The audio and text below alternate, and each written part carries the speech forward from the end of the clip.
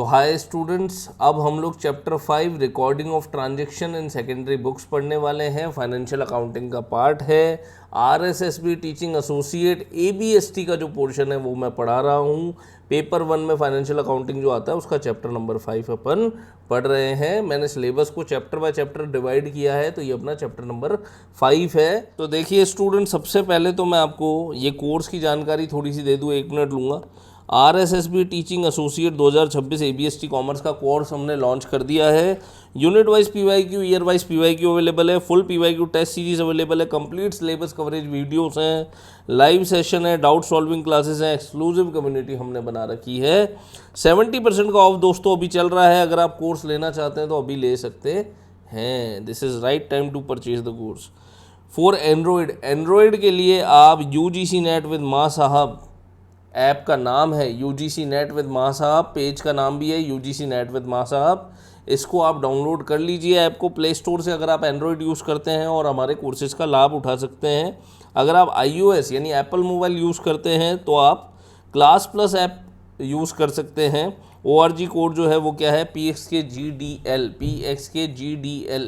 इसको आप use code ORG code डालेंगे, क्लास प्लस का ऐप डाउनलोड कर लो, उसमें ये ORG कोड डाल दो PXKGDL, तो मेरे जो वहाँ पे पेज है वो ओपन हो जाएगा, यानी मेरा पेज आ जाएगा, उसमें पूरा मेरे कोर्सेज आ जाएंगे वहाँ पे।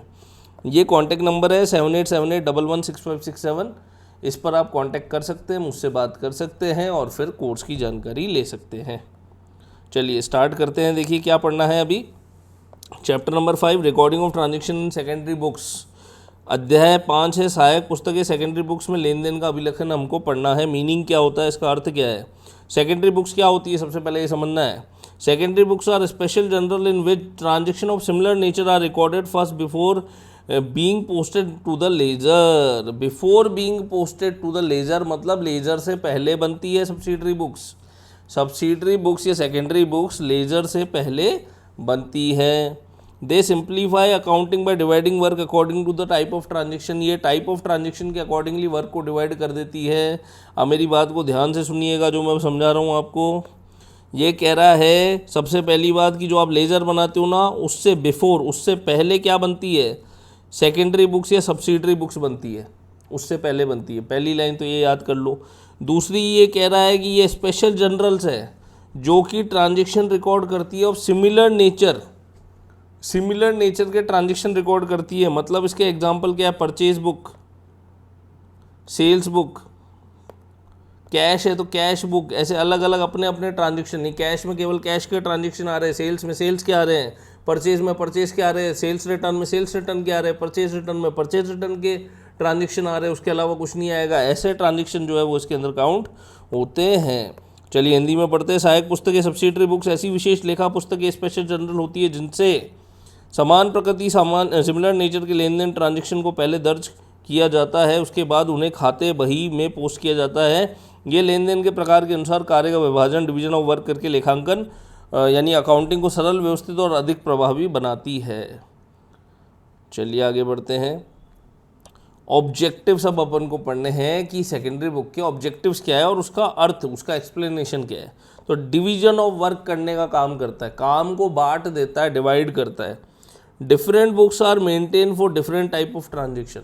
हर ट्रांजेक्शन के लिए अलग बुक मेंटेन की जाती है। परचेज के सारे ट्रांजेक्शन परचेज बुक में एंटर किए जाते हैं, लेकिन ओनली एंड ओनली कौन से वाले, उधार वाले, वो भी हम आगे पढ़ेंगे। यानी परचेज के परचेज में जाते हैं, सेल्स के सेल्स में जाते हैं, कैश के कैश में जाते हैं, और परचेज रिटर्न के परचेज रिटर्न में जाते हैं, सेल्स रिटर्न के सेल्स रिटर्न में जाते हैं, सबके अलग अलग जाते हैं। तो इससे क्या होता है, इससे सब चीज़ें अलग अलग कैटेगराइज हो जाती है, तो हमें दिक्कत नहीं होती। विभिन्न प्रकार के लेन देन के लिए अलग अलग सहायक पुस्तकें रखी जाती है, कार्य का विभाजन होता है। आगे देखिए। टाइम सेविंग समय की बचत करने का काम करता है। समय की बचत मतलब speed up the recording process को स्पीड अप करता है। सारे ट्रांजेक्शन अलग अलग होते हैं तो रिकॉर्डिंग प्रोसेस स्पीड अप हो जाती है। यह लेन देन को दर्ज करने की प्रक्रिया को तेज बनाता है। ठीक है जी, आगे देखो। एक्यूरेसी, शुद्धता, सटीकता, reduce error through systematically recording, error को रिड्यूस करता है सिस्टमेटिक रिकॉर्डिंग करके, एरर को रिड्यूस करता है। आगे देखिए। व्यवस्थित अभिलेखन के माध्यम से त्रुटियों को कम करता है। व्यवस्थित अभिलेखन के माध्यम से क्या करता है बेटा, ये त्रुटियों को कम करता है। ठीक है, आगे देखिए। ईजी पोस्टिंग, पोस्टिंग करना आसान है। Facilitated posting to ledger account, ledger account बनाने के लिए लेजर अकाउंट से पहले सब्सिडरी बुक्स बनती है, याद रखना। लेजर अकाउंट से पहले सब्सिडरी बुक्स बनती है और ये हेल्प करती है इन मेकिंग क्या, लेजर। चलिए, यह है खाते वही लेजर में पोस्टिंग करना आसान बनाता है। इंटरनल कंट्रोल, आंतरिक नियंत्रण क्या होता है जी, different person can maintain different book improving control. Purchase की सारी बुक्स जो है एक आदमी को दे दो, परचेज रिटर्न ए आदमी है तू संभाल, बी को दे दो सेल्स और सेल्स रिटर्न, सी को दे दो कैश से रिलेटेड सारे ट्रांजेक्शन। तो ऐसे अलग अलग दोगे तो अलग अलग बुक संभालना भी आसान हो जाता है। आगे देखिए, कन्वीनियंस, सुविधा क्यों, देखें, makes accounting record organise and easy to understand बनाता है, रिकॉर्ड समझने में आसानी होती है। यह लेखांकन अभिलेखों को व्यवस्थित तथा समझने में सरल बनाता है। बताइए यहाँ तक कोई दिक्कत है क्या? बहुत आसान सा है, इजीली समझ में आ रहा होगा। आगे बढ़ते हैं, आप देखिए क्या बोल रहा है ये, टाइप्स ऑफ सेकेंडरी बुक, कितने टाइप की सेकेंडरी बुक्स होती है, सहायक पुस्तकों के प्रकार कितने वो अपन को पढ़ने हैं। आप देखिए सेकेंडरी बुक्स कितने टाइप की है, परचेस बुक है, सेल्स बुक है, परचेस रिटर्न बुक है। आगे बढ़ेंगे तो और भी बुक्स है, देखिए सेल्स रिटर्न बुक है, कैश बुक है, बिल्स रिसीवेबल बुक है। आगे बढ़ेंगे, देखिए बिल्स पेबल बुक होती है, जनरल प्रॉपर होती है, ऐसे करके कई सारी बुक्स हम बना सकते हैं। अब देखिए सेकेंडरी बुक्स में ट्रांजेक्शन रिकॉर्डेड, दर्ज किए जाने वाले लेन देन क्या है। परचेस बुक में क्या चीज़ें आती है वो देखना पड़ेगा अपन को। अब देखिए परचेस बुक में क्या क्या चीज़ें आती हैं, क्रेडिट परचेस ऑफ गुड्स, माल को उधार खरीदते हैं केवल वो ही लिखेंगे। देखिए एक बात समझिए, अगर मैंने माल को नगद में ख़रीदा और अगर मैं उसको परचेस बुक में लिख रहा हूँ तो वो गलत हो जाएगा। क्यों? क्योंकि नगद में ख़रीदा गया माल की जानकारी कैश बुक में आती है। कहाँ आती है? कैश बुक में। अगर आपको प्योर परचेजेस दिखानी है तो वो आप दिखाते हो केवल और केवल उधार खरीदा गया माल, वो माल जो कि क्रेडिट पर खरीदा गया है केवल वो इसके अंदर आता है। उसके बाद परचेज ऑफ असेट, संपत्ति खरीदी तो भैया will not be recorded in the purchase book, संपत्तियों को परचेज बुक में नहीं लिखा जाता। याद रख लीजिए, संपत्तियों का परचेज नहीं माना जाता, वो असेट का डेबिट होना माना जाता है, असेट का बढ़ना माना जाता है। असेट डेबिट होती है मतलब क्या, असेट बढ़ती है, तो असेट लाना माना जाता है। मशीनरी खरीदी, एंट्री बताओ। अच्छा दो एंट्री है, एक बताओ गुड्स खरीदा नगद में, एक बताओ मशीनरी खरीदी नगद में, एंट्री बताओ क्या होती है। नगद में गुड्स खरीदने की एंट्री होती है purchase account debit to cash, goods खरीदा है माल, गुड्स को क्या लिखते हैं, परचेज। और अगर मशीनरी खरीदते हो नगद में तो एंट्री क्या करते हो, machinery account debit to cash. तो वहाँ पे लिखते हैं क्या, मशीनरी, उसमें परचेज लिखा क्या तुमने, नहीं तो परचेज आएगा क्यों, नहीं आएगा। आगे देखो, माल की उधार खरीद दर्ज की जाती है, संपत्ति की खरीद क्रय पुस्तक में दर्ज नहीं की जाती है। आगे बढ़ें, चलो आगे देखो, क्रेडिट सेल ऑफ गुड्स, माल की उधार बिक्री दर्ज की जाती है, माल की क्या की जाती है, उधार बिक्री दर्ज की जाती है। और देखो अब देखो, goods return to suppliers, purchase में क्या होता है, सेल्स बुक तो समझ गए, वही उधार जैसे कि परचेज में होता है सेल्स में। परचेज रिटर्न में goods return to supplier, supplier को अगर कोई माल लौटा दिया है, रिलेटेड टू क्रेडिट परचेज, उधार माल खरीदा था, मेरे को पसंद नहीं आया, मैंने लौटा दिया, वो चीज़ें किसके अंदर आएगी, परचेज रिटर्न बुक के अंदर आती है। चलिए अगला है sales return book. Sales return book क्या है, goods return by the customer related to credit sales. एक ग्राहक को आपने उधार माल बेचा, उसको पसंद नहीं आया, उसने माल वापस कर दिया, तो उधार बेचे गए माल को ग्राहक द्वारा वापस कर लेना, ये किस में होता है, सेल्स रिटर्न बुक के अंदर आता है, सेल्स रिटर्न हो गई। कैश बुक, रोकड़ पुस्तक में क्या आएगा, all cash and bank receipt and payments, जितने भी नगद के ट्रांजेक्शन हुए, बैंक के ट्रांजेक्शन हुए, वो कैश एंड बैंक बुक में आते हैं। बिल्स रिसीवेबल बुक्स में क्या आएगा, bills receive from debtors. Debtors कौन व्यक्ति होते हैं पता है ना, डेटर का मतलब वो व्यक्ति जिसको माल उधार बेचा गया था। मैंने आपको उधार में माल बेचा, आप मेरे कौन हुए, डेटर हुए। आपको जो बिल्स रिसीवेबल आपको दे रहा हूँ मैं, यानी आपको लिख के दे रहा हूँ, एक बिल बना के दे रहा हूँ, आपको दिया, एक कॉपी मैंने मेरे पास रखी कि भाई 3 महीने बाद तू मेरे को पैसे दे देना, होता है ना, बिल की एक कॉपी आपको दे दी, एक मेरे को दे दी, बिल पे लिखा हुआ है कि ये जो डेटर है ये 3 महीने बाद पैसा मेरे को देगा, उसे कहते हैं BR book, bills receivable book उसको बोला जाता है। तो वो उसमें ट्रांजेक्शन आता है। बिल्स पेएबल बुक में क्या आएगा, अब देखिए bills payable book, bills accepted in favour of creditor, creditor ने मेरे ऊपर बिल लिखा, मैंने किसी से उधार माल खरीदा था, मेरे ऊपर किसी और व्यक्ति ने बिल लिखा है कि भाई 3 महीने बाद पैसे दे दियो, मैंने कहा ठीक है सर दे दूंगा, तो उस बिल पे लिखा हुआ 3 महीने बाद ये मेरे को पैसे देगा, अगर 3 महीने बाद इसने पैसे नहीं दिए तो मैं इससे पर डे का 50% इंटरेस्ट लूँगा। तो हमने साइन कर दिया, एक बिल ले लिया, एक उसको दे दिया क्रेडिटर को, तो ठीक है बिल्कुल। तो वो चीज़ें किस में आती है, बिल्स पेबल में लेनदारों के पक्ष में स्वीकृत बिल दर्ज किए जाते हैं। जनरल प्रॉपर सामान्य रोज नामचा, जनरल प्रॉपर में स्पेशल ट्रांजेक्शन्स आते हैं, क्या क्या आते हैं, transaction not recorded in any other subsidiary book, जो अन्य किसी सब्सिडरी बुक्स में नहीं आए ट्रांजेक्शन वो सारे इसमें आते हैं। कौन कौन से ट्रांजेक्शन है अभी बात करेंगे। सच एज ओपनिंग एंट्री, किसी की ओपनिंग एंट्री हो, प्रारंभिक प्रविष्टि हो, एडजस्टमेंट एंट्री हो, किसी की समायोजन प्रविष्टि हो, रेक्टिफिकेशन एंट्री हो, कोई आपने गलती कर दी उसका रेक्टिफिकेशन हो, एरर कर रहे हो आप, वो चीज़ें, त्रुटि की सुधार कर दी, डेप्रीशिएशन की बात होती है वो अलग होता है, वो इसी में आता है। ट्रांसफ़र एंट्रीज होती है, हस्तांतरण प्रविष्टियाँ, वो इसमें आती है। तो adjustment entry, opening entry, rectification entry, transfer entry, depreciation से रिलेटेड एंट्री, ये सब किसके अंदर आती है, जनरल प्रॉपर के अंदर आती है। वे सभी लेन देन जो किसी अन्य सहायक पुस्तक में दर्ज नहीं किए जाते, जैसे प्रारंभिक प्रविष्टियाँ, समायोजन प्रविष्टियाँ, त्रुटि सुधार प्रविष्टियाँ, मूल्यह्रास तथा हस्तांतरण प्रविष्टियाँ। आई होप यहाँ तक क्लियर होगा, समझ में आ गया होगा। अब एक एक करके एक एक बुक को थोड़ा सा डिटेल में पढ़ते हैं। सीधी सी बात है बच्चों, कोई दिक्कत वाली बात नहीं है। Purchase book, sales return book, purchase return book, सबके अंदर केवल और केवल उधार खरीदे या बेचे गए जो भी होगा उसके नेचर के अकॉर्डिंग ट्रांजेक्शन रिकॉर्ड किए जाते हैं। मतलब सबके अंदर क्रेडिट, परचेज एंड सेल्स की बात की जाती है। कैश बुक के अंदर, बैंक बुक के अंदर नगद की और बैंक रिलेटेड ट्रांजेक्शन की बात की जाती है।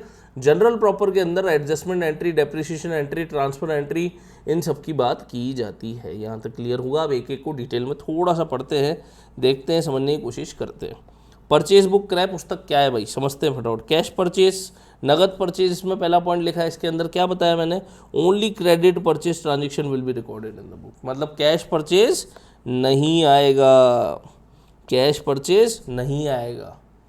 इस पुस्तक में केवल उधार खरीद के लेन देन किए जाते हैं। आगे देखो क्या बोल रहा है, cash purchase transaction are not recorded in the purchase book. ठीक है जी, ओनली क्रेडिट वाले आएंगे, ओनली कौन से आएंगे, क्रेडिट वाले। कैश परचेज वाले नॉट रिकॉर्डेड नहीं आएंगे। ठीक है जी। आगे देखो, परचेज ऑफ असेट नहीं आता, ये पहले ही बात कर चुके। Purchase of asset such as machinery, furniture, typewriter, ये सब नहीं इसके अंदर आएगा। मशीनरी, फर्नीचर, टाइपराइटर की खरीद इसमें दिखाई नहीं जाती। चलो आगे देखो, instant these transaction are recorded in the general proper if purchase on credit और in the cash book if purchase for cash.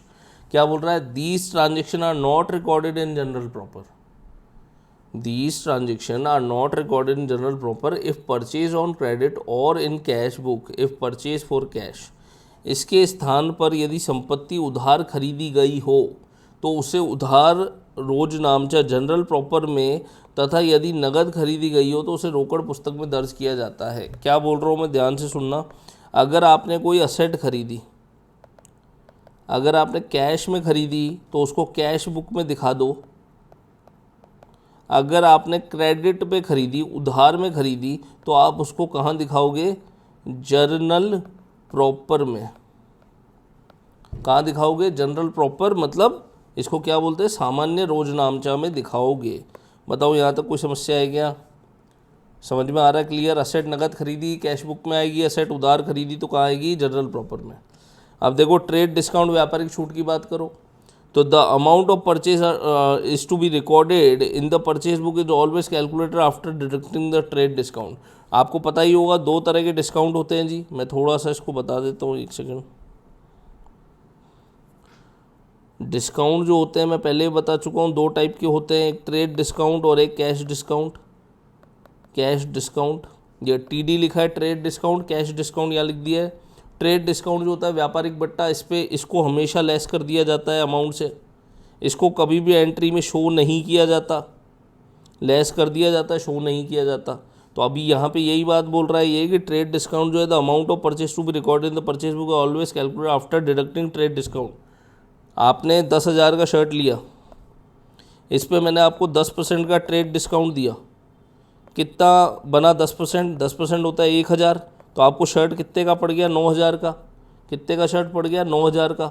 अगर आप इसकी एंट्री करोगे तो एंट्री कैसे करोगे, शर्ट आपने ख़रीदा, शर्ट ख़रीदा कोई गुड्स नहीं है, आपने ऐसे ही ख़रीदा है नॉर्मली शर्ट अपने पहनने के लिए, तो shirt account debit to cash, यही करते ना आप एंट्री, यही करते हैं एंट्री। तो shirt account debit to cash करते तो कितना अमाउंट आता है इसके अंदर, इसमें 10,000 लिखते कि 9,000 लिखते, 9,000 लिखते। क्या लिखते, 9,000। क्यों 9,000 लिखा, क्योंकि ट्रेड डिस्काउंट को शो नहीं करते, ये लिखा ना मैंने, ट्रेड डिस्काउंट को एंट्री में शो नहीं करते, डायरेक्टली उसके अमाउंट को लेस करते हैं बस। तो इसमें भी ऐसे ही करते हैं, परचेज बुक में ट्रेड डिस्काउंट को डायरेक्टली लेस करके शो कर सकते हैं। परचेज बुक में आप हमेशा क्या करोगे, डिडक्ट करोगे। ठीक है, चलिए यहाँ तक आई होप क्लियर होगा। क्रय पुस्तक में खरीद की राशि हमेशा व्यापारिक छूट घटाने के बाद दर्ज की जाती है, तो मतलब इसको छूट को घटाया जाता है, वहाँ पे हम शो कर सकते हैं। अब देखिए ये अपना परचेज बुक का फॉर्मेट है, date, particular, name of the supplier, amount to be credited, invoice number, LF या ledger folio, details, purchase, input GST CGST वगैरह हो, इनपुट SGST स्टेट GST का हो, या IGST जो अपने इंटर क्रॉस बाउंड्रीज पे लगता है उसका हो, या टोटल अमाउंट हो। ये सारे कॉलम अपन को फिल करने होते हैं as per question, as per question. ठीक है, यहाँ तक क्लियर है, आगे बढ़े। फॉर्मेट में क्या क्या आता है वो अपन ने बात करी ली, date, particular, invoice, LF, detail, purchase, input CGST, input SGST, input IGST और टोटल अमाउंट। आगे बढ़ते हैं, देखिए difference between purchase book and purchase account. Purchase book में और परचेज अकाउंट में डिफरेंस क्या है, परचेज अकाउंट लेजर में बनाया जाता है, कहाँ बनाया जाता है, as a part of ledger. Purchase book किसका पार्ट है, पार्ट ऑफ द जनरल, ये जनरल का पार्ट है, और परचेज अकाउंट लेजर का पार्ट है, याद रखना। परचेज बुक जनरल का एक भाग है और परचेज अकाउंट लेजर का एक भाग है। जनरल एंट्रीज के अंदर आता है परचेज बुक। क्यों जनरल एंट्रीज में कैसे आ जाता है, क्योंकि एंट्रीज के बाद हम लोग अकाउंटिंग प्रोसेस में बढ़ते हैं कि एंट्रीज के बाद क्या होती है, लेजर, लेकिन इसके बीच में भी एक काम होता है। वो काम क्या होता है, सब्सिडरी बुक्स बनती है, और subsidiary books is a part of general. आगे देखो, purchase book is not divided into debit and credit. Purchase book को डेबिट क्रेडिट में डिवाइड नहीं करता। मैंने आपको फॉर्मेट दिखाया था, कहीं भी डेबिट क्रेडिट कुछ था क्या, नहीं था। परचेज अकाउंट डेबिट क्रेडिट में डिवाइड होती है। Purchase book record only credit purchase of goods, इसमें केवल क्रेडिट ट्रांजेक्शन आते हैं परचेज बुक में।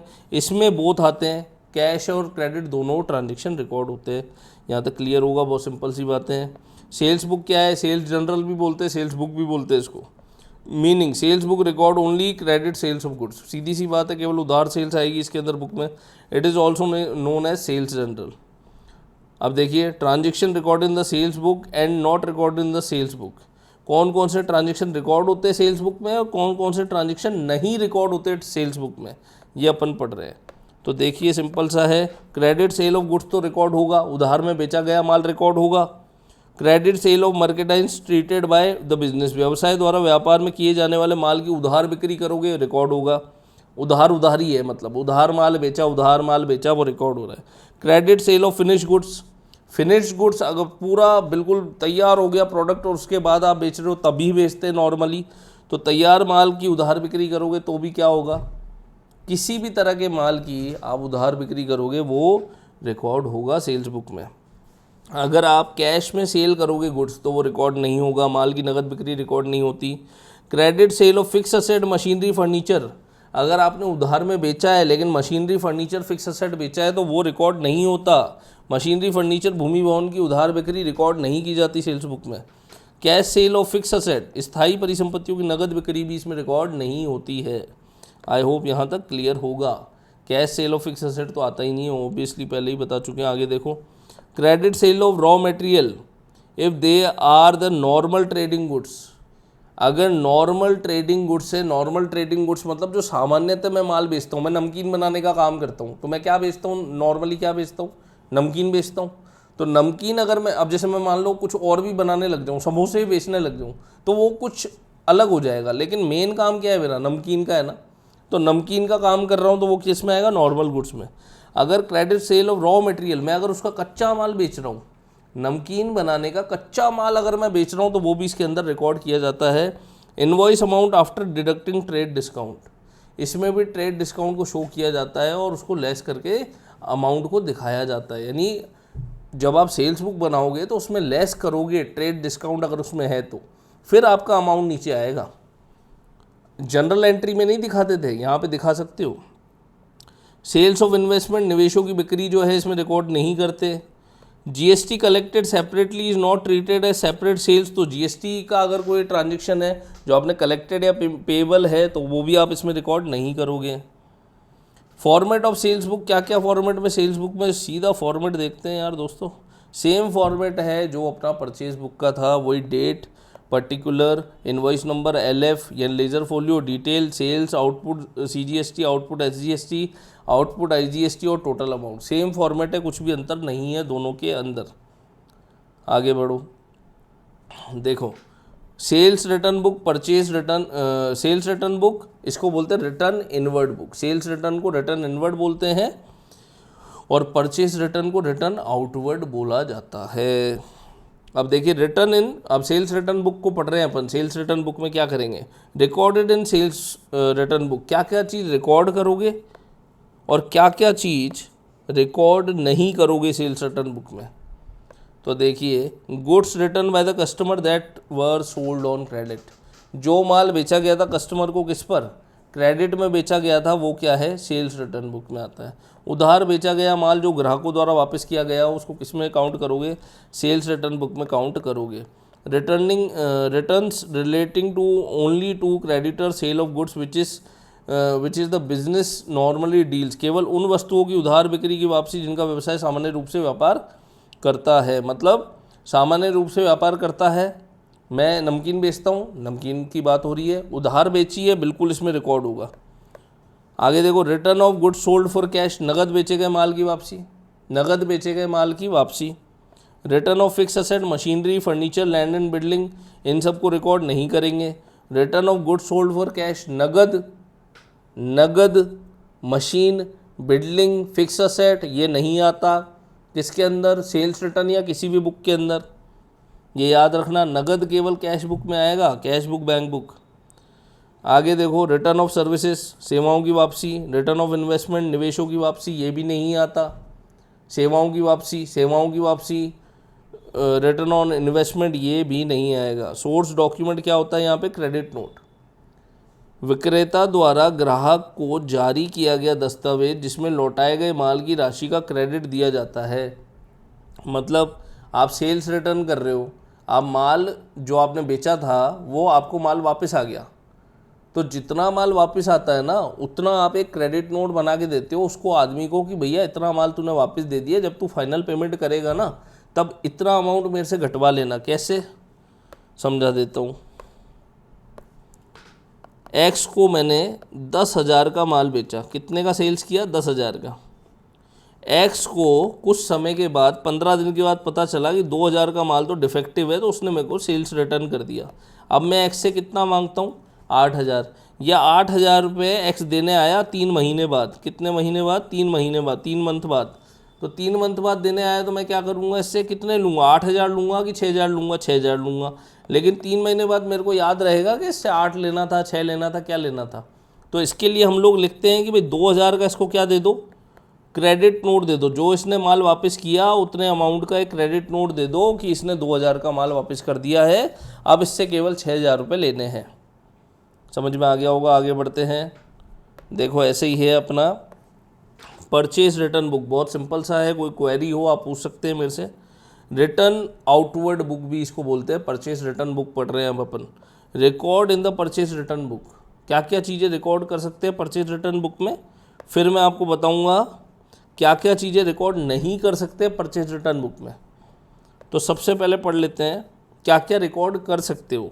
Goods return to supplier that were purchase on credit, goods return कर दिए सप्लायर को जो कि खरीदे गए थे किस पर, क्रेडिट पे। उधार खरीदा गया माल जो आपूर्तिकर्ताओं को वापस किया गया हो, जो वापस कर दिया गया हो आपूर्तिकर्ताओं को, ठीक है भाई। वापस कर दिया मतलब goods return to supplier that were purchase on credit. उधार में मैंने किसी से माल खरीदा था, मेरे को पसंद नहीं आया, मैंने उसको वापस कर दिया, वो किसके अंदर आएगा? Purchase return. Returns relating only to the credit purchase of goods in which the business normally deals.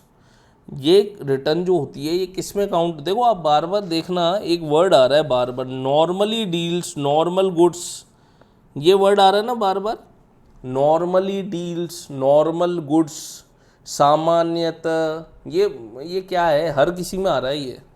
इसका मतलब है जिस बिजनेस में आप हैं केवल उससे रिलेटेड ही चीज़ें आएंगी। आप काम करते हैं शूज़ का, तो आपके जो माल है वो माल क्या होगा? शूज़। अगर मान लीजिए कोई आपको बर्तन रिटर्न करके जा रहा है, आपने उसको बेचा शूज़, वो आपको देके जा रहा है बर्तन, मुझे बर्तन पसंद नहीं आए तुम्हारे, तो वो इसके अंदर काउंट नहीं होगा। भले बर्तन बेचना आपका सेकेंडरी बिजनेस हो, लेकिन वो इस बिजनेस में काउंट नहीं करेंगे, उसको नहीं लिखेंगे। तो नॉर्मली जिस प्रोडक्ट में हम डील करते हैं केवल हम उसी की बात करते हैं।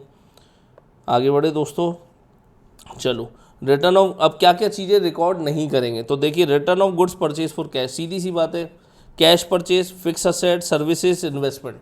Cash purchase, fix asset, services, investment, इनको रिकॉर्ड नहीं करते परचेज रिटर्न बुक के अंदर। इसमें सोर्स डॉक्यूमेंट क्या होगा दोस्तों, ये बताओ?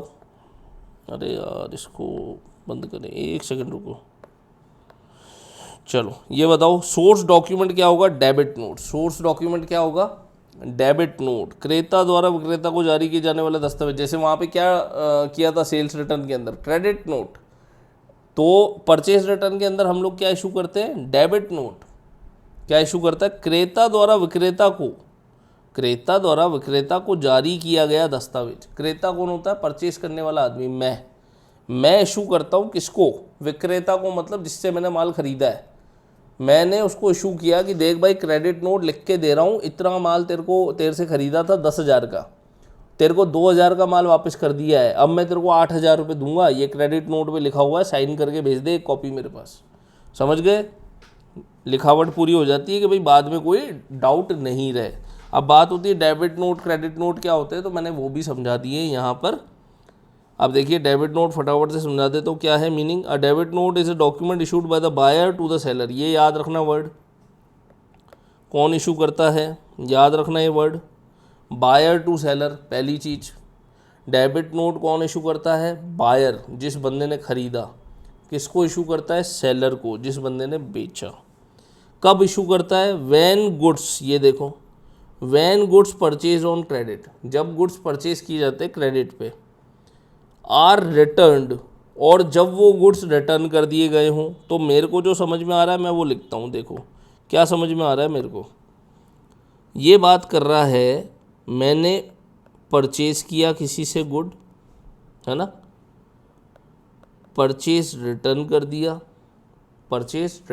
दिया, उसको माल वापस दे दिया, ठीक है जी। इस कंडीशन में डेबिट नोट इशू किया जाता है। एक चीज़ तो ये समझ में आई, ठीक है भाई। दूसरी चीज़ मेरे को ये समझ में आई कि ये इशू तब किया जाएगा जब, और ये किसके द्वारा इशू किया जाएगा? बायर के द्वारा इशू किया जाएगा। किसको? सेलर को। बायर के द्वारा इशू किया जाएगा किसको? सेलर को। यहाँ तक समझ में आया? मैं कह रहा हूँ परचेज मैंने माल किया,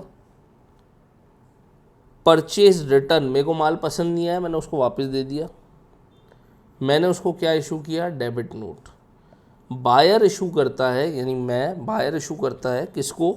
सेलर को। ये याद हो गया? आगे देखो, इसमें बच्चे ये क्या बार बार भूल जाते हैं, डेबिट नोट क्रेडिट नोट बार बार भूलते, तभी धीरे धीरे पढ़ा रहा हूँ। अब देखो, और when the seller has charge an excess amount, ये एक और वजह से इशू किया जा सकता है, ये भी ध्यान रखना। एक और वजह भी है भाई साहब इशू करने की। ये तो एक वजह, ये तो पहली वजह। अब मैं दूसरी वजह लिख रहा हूँ इशू करने की। दूसरी वजह क्या है? जब आपसे सेलर ने क्या किया हो? एक्सेस अमाउंट ले लिया हो, एक्सेस अमाउंट ले लिया हो, आपने उससे 10,000 रुपये का माल ख़रीदा, उसने गलती से या चालबाजी से 12,000 रुपये ले लिए। आपने घर जाके उस प्रोडक्ट की एमआरपी देखी, आपने देखा यार एमआरपी 10,000 है, इसने 12,000 कैसे ले लिए। तब आपने उसको फ़ोन किया कि भाई अब तो मैं तेरे ऊपर डेबिट नोट जारी कर रहा हूँ कि भाई तू 2,000 रुपये मेरे कम करेगा। डेबिट मतलब 2,000 कम करने पड़ेंगे, जो भी उसका अमाउंट है। ये कितना डिफरेंस है, 2,000 का डिफरेंस है, 2,000 रुपये का डेबिट नोट जारी होगा, इतने कम करने पड़ेंगे। आई होप यहाँ तक क्लियर होगा। ठीक है, main point, issued by buyer, issued to supplier, recorded in purchase return book. Purpose क्या है, to reduce the amount payable to the seller. इसका पर्पस क्या होता है, जितना अमाउंट सेलर मुझसे मांगता है उससे कम अमाउंट मैं उसको दूंगा, क्योंकि मैंने माल वापस कर दिया है या आपने एक्सेस पैसा मेरे से गलती से ले लिया है। एग्जाम्पल देखो, इसका एग्जाम्पल गिवन है। एग्जाम्पल देखो, क्रेडिट परचेज किया कितने का, 20,000 का। माल रिटर्न किया कितने का, 4,000 का। तो अमाउंट पेबल कितना होगा, 16,000। इसके लिए हमने डेबिट नोट इशू कर दिया कितने का, 4,000 का। डेबिट नोट बायर द्वारा परचेज रिटर्न बुक में शो कर सकते हैं। आगे बढ़ते चलो। ऐसे ही क्रेडिट नोट होता है, कौन इशू करेगा, उसमें कौन इशू कर रहा था बताओ, इसमें बायर इशू कर रहा था सेलर को, इसमें कौन इशू करता है, पर डेबिट नोट के क्रेडिट नोट के अंदर सेलर इशू करता है बायर को। सेलर इशू करता है किसको, इशू करता है बायर को। Recorded in sales return book, किस बुक में रिकॉर्ड होता है, सेल्स रिटर्न बुक में। इसमें सीधी सी बात है, उधर सेल्स की बात हो रही थी, किसी को माल बेचा गया था। यहाँ पे क्या है, किसी से हमने माल ख़रीदा है। जब हमने माल ख़रीदा है तो हम उसको क्या देंगे, हम उसको देंगे क्रेडिट नोट। अगर अमाउंट कम करवाना होगा, हमने माल ख़रीदा किसी से, हमको माल पसंद नहीं आया, हमने माल उसको वापस भेज दिया कि भाई तेरे 10,000 के माल में से 2,000 का माल मेरे को पसंद नहीं आया। ये देखो एग्जांपल है, 20,000 का माल है, 4,000 का माल पसंद नहीं आया, वापस कर दिया, गुड्स रिटर्न कर दिया। 4,000 का क्रेडिट नोट इशू कर दिया कि 4,000 का क्रेडिट नोट का मतलब है इतना अमाउंट कम कर दियो, ये माल मैंने तेरे को वापस दे दिया, ये माल वापस दे दिया, इतना अमाउंट कम कर दियो। अमाउंट आ जाएगा 16,000 रुपये, ये हम उसको फाइनली देंगे। अब चलिए आगे बढ़ते, देखिए जनरल प्रॉपर क्या होता है, इसको समझते हैं फटाफट से। जनरल प्रॉपर क्या होता है, मीनिंग क्या है जनरल प्रॉपर का। Journal proper is a subsidiary book use to record the transaction that can not be recorded in any one special journal subsidiary book such as cash book, purchase book, sales book, purchase return book, sales return book. Journal proper वह सहायक पुस्तक है जिसमें वे लेन then दर्ज किए जाते हैं जो किसी अन्य सहायक पुस्तक में दर्ज नहीं किए जाते, जैसे कि depreciation, transfer entries, adjustment entries, कुछ स्पेशल ट्रांजेक्शन एंट्रीज, ये सब। Opening entries, closing entries, adjustment entries जैसे outstanding expenses, prepaid expenses, accrued income, unearned income, depreciation, provision for bad debts, rectification of error की एंट्रीज करते हो। Rectification of error अब आगे पढ़ाऊंगा। Transfer entries, transfer between accounts, profit transfer to capital, एक खाते से दूसरे खाते में राशि हस्तांतरित करना वगैरह वगैरह। उसके बाद credit purchase of fix asset, fix asset का उधार खरीदीकरण किया आपने, उधार में फिक्स असेट खरीदी। Example machine purchase on credit, तो ये इसमें आएगा, किसके अंदर आएगा, जनरल प्रॉपर। रोज नामचा, credit sale of fix asset, purchase, और यहाँ पे आ रहा है सेल, परचेज सेल किसकी, फिक्स असेट की, कैसे, क्रेडिट बेस पे आती है। Dishonour of bills receivable, bills payable, bills receivable क्या हो गया, डिसऑनर हो गया। जो आपने BPBR बनाया था, जिस आदमी से आपको पैसे लेने थे या देने थे, आपने उसको टाइम पे नहीं दिए या उसने आपको टाइम पे नहीं दिए, तो BR डिसऑनर्ड हो गया। Goods withdrawn by the owner for personal use, अपने खुद के पर्सनल यूज़ के लिए ओनर जब गुड्स को विड्रॉल करता है, एंट्री क्या बनती है बताओ एक बार, drawings account debit to purchase, तो वो भी चीज़ें इसमें रिकॉर्ड होती है। Other transaction, any transaction that can not be recorded in the subsidiary books will be recorded in the general proper. ठीक है, अब देखिए transaction not recorded in general proper, transaction not recorded in general proper, कौन कौन से transaction है जो general proper में रिकॉर्ड नहीं किए जाएंगे, लिस्ट याद रख लो, क्वेश्चन सही हो जाएगा। Cash receipt and cash payment, cash receipt and cash payment general proper में रिकॉर्ड नहीं किए जाते हैं। क्रेडिट परचेज ऑफ गुड्स भी जनरल प्रॉपर में रिकॉर्ड नहीं करते। Cash receipt and cash payment किस में रिकॉर्ड करेंगे, कैश बुक में, जनरल प्रॉपर में नहीं। क्रेडिट परचेज ऑफ गुड्स किस में करोगे? परचेज बुक में। क्रेडिट सेल ऑफ गुड्स किस में करोगे? सेल्स बुक में रिकॉर्ड करोगे। परचेज रिटर्न किस में करोगे? परचेज रिटर्न बुक में करोगे। सेल्स रिटर्न किस में करोगे? सेल्स रिटर्न बुक में। बिल्स रिसीवेबल से रिलेटेड बीआर बुक में।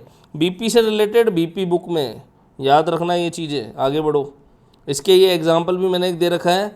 क्रेडिट परचेज ऑफ मशीनरी का एग्जांपल है, देखो पहला क्या है, credit purchase of machinery. Machinery अपन ने उधार में परचेज की, कितने की 80,000 की राम से परचेज की, एंट्री बनी machinery account debit to Ram.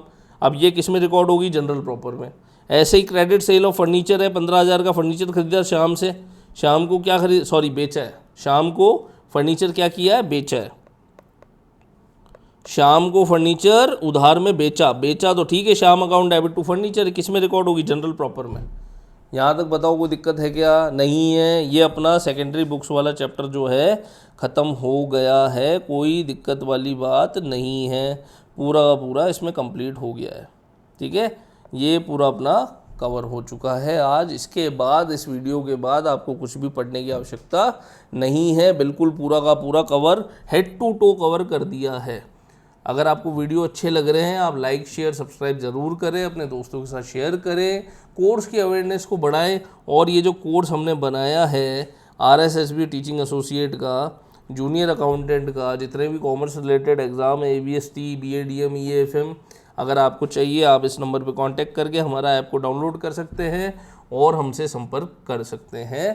Thank you so much, मिलता हूँ आपसे अगले वीडियो में।